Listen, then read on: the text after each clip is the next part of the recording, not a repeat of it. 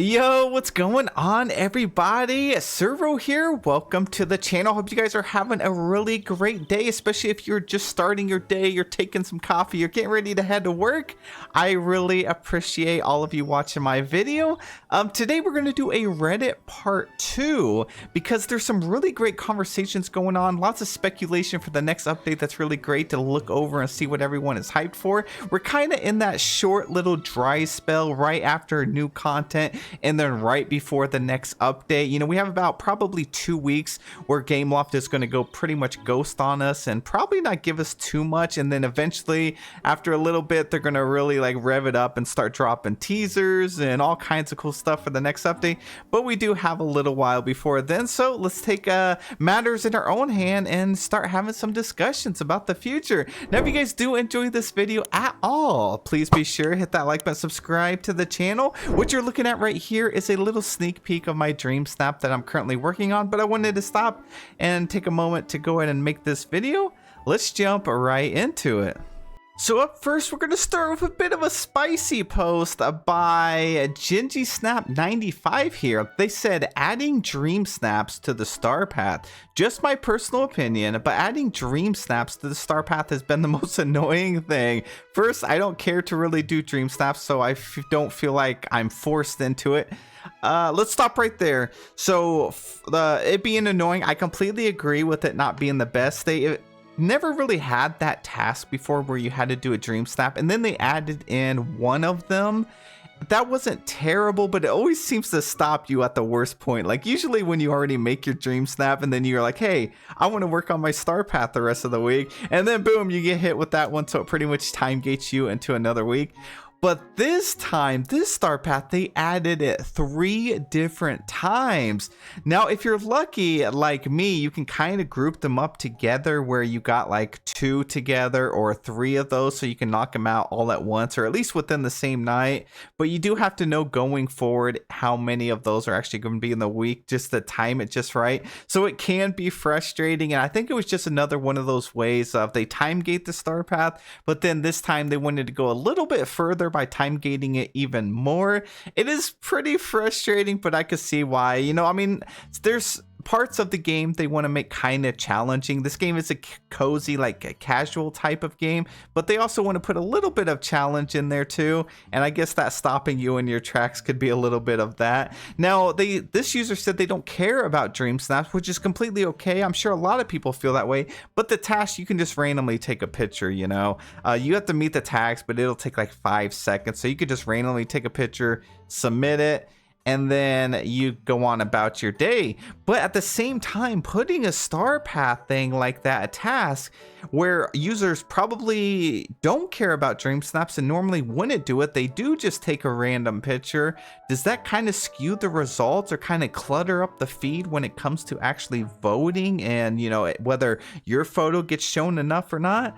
I don't know. That's kind of debatable. We have to see if Gameloft ever reveals how voting actually works in Dreamlight Valley. So they said, second, dream snaps doesn't work right. If I'm doing it wrong, by all means, explain to me. Yeah, you just have to match the tags, make sure you have those, take a picture, and then submit it, and that's pretty much it. So they said, today's snap, I have 3 cozy, 3 delicate, and a bonus of Mulan. So you don't even have to have the bonus tags. You just have to focus on the first 2. So it is an outfit challenge. It's not furniture this week. So on your outfit, you would have to have 3 cozy and 3 delicate items. So that's what they're trying to say. So that could definitely help you out. It alternates week. One week is outfit, the other week is furniture. So this week's outfit, and then if you do that quest next week, it'll be a decor challenge. So then you would have to have tags on those items. We got Prana Love here. They said, unpopular opinion, I'd like to see Alice in Wonderland be in a new DLC. I don't think that's an unpopular opinion, except maybe the fact being in a DLC. So everybody, or most of everybody I hear about constantly is like wanting Alice in Wonderland, which is great. You know, amazing characters, the vibes there, and just anything in the Alice in Wonderland universe would be really great addition to the game. Locking it behind a DLC, that could probably be debatable for most. Let's go ahead and see what they say here though. Okay, so hear me out. I bought Eternity Isle late after release and I enjoyed coming back to it after feeling burnt out on the main game for a few months and taking a break. It felt refreshing, like almost playing from day one. I agree, the DLC was amazing. It was literally like replaying the entire game all over, just completely different. It was so much fun. Having new areas to unlock and seeing the shape and depths of the biome really got me thinking that I'd love to see more themed biomes in the future. Specifically, I'd love to see Alice in Wonderland have their own DLC world, maybe even with Peter Pan, where the biomes just feel more whimsical. So this I can agree on. I would love that to be a whole vibe of a DLC, like a whimsical vibe. Peter Pan, Alice in Wonderland, and I'm sure you guys could think of a third universe to add into the mix.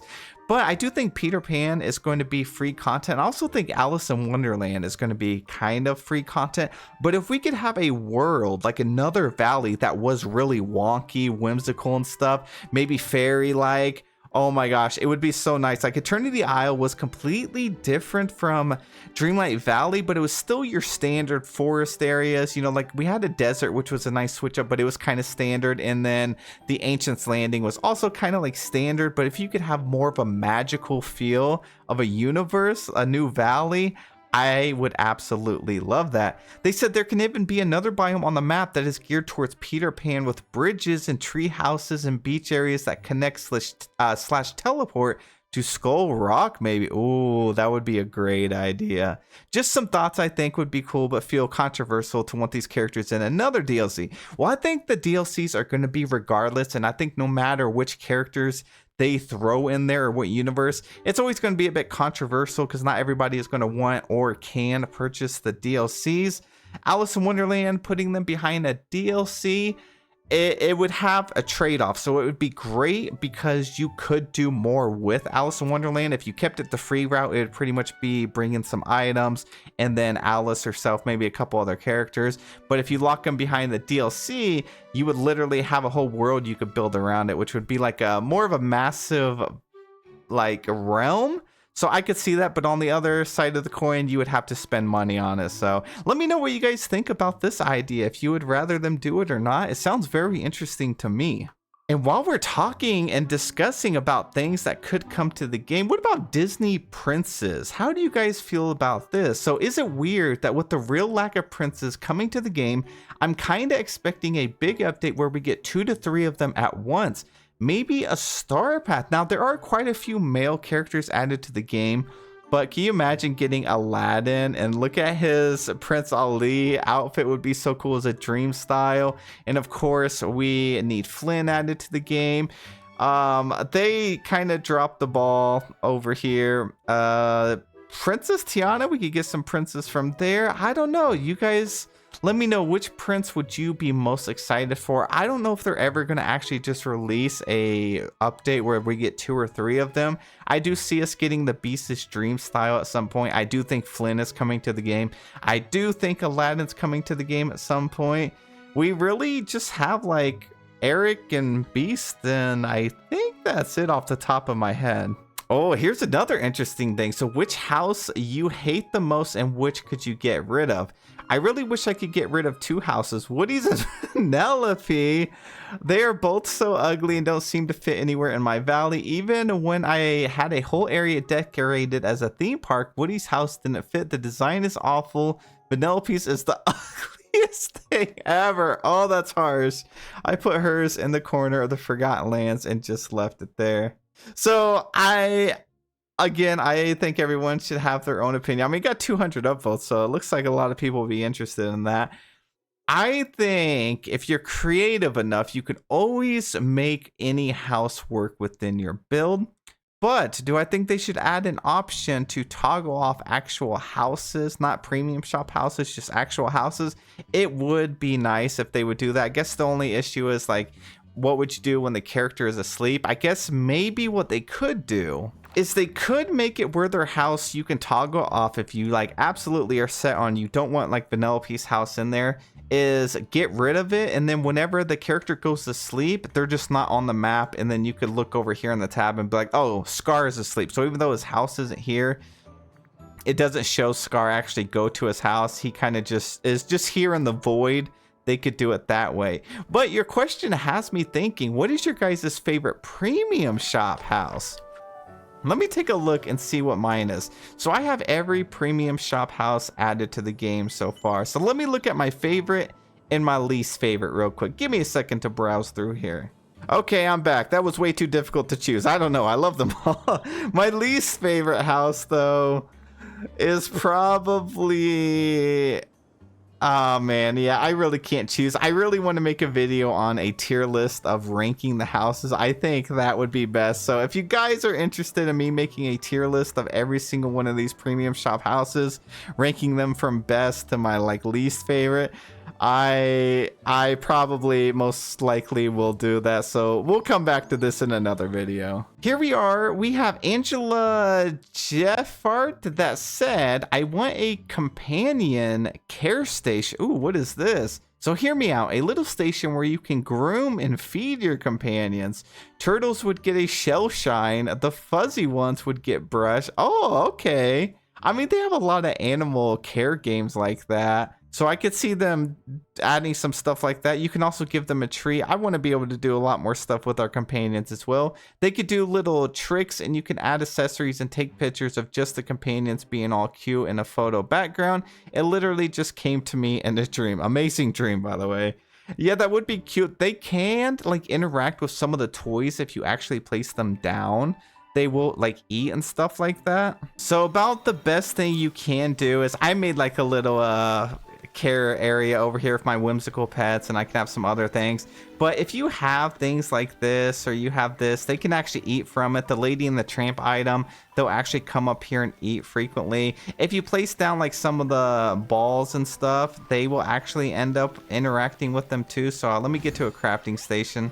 So down here in the functional items, you can put down like the Pixar companion ball. You got the fuzzy friend companion dish. It's not much, you know, the playful companion pinwheel. It's not much, but it is something where they actually interact. I mean, right now this little whimsical bunny is eating some food down here. And they will interact with the stuff over time if you want. But I see what you mean. It'd be like a lot of those old-time games on like the Nintendo 3DS or the original Wii system where you can actually interact and care for your companions. Give them more of a reason to love on them and just be here in the valley. I completely agree. And the last topic we're going to take a look at is a good one here. So we got Obi-Wan Kenobi here. Love the name. Who would you like to see after Tiana? We're quickly approaching the time of year where we're supposed to get a sneak peek into next year's plans. Yeah, part 2, like a new roadmap should be coming soon. I think the new roadmap will be dropped sometime before or after Halloween. However, in the meantime, I was wondering, what free update characters do you guys think are coming next?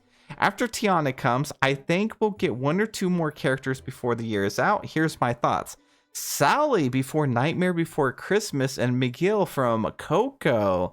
Oh, could you guys imagine if we got either one of those? Oh my gosh, I'd be so hyped. And actually having Sally, like the more I think about it, having Sally added to the game would be really incredible. Plus, I think Jack needs another character, and she would look really good in Dream Snap, especially for really bright red hair. Let's see, a character from Encanto, no specific reasoning, just feel like the devs forgot about this. Or Pinocchio.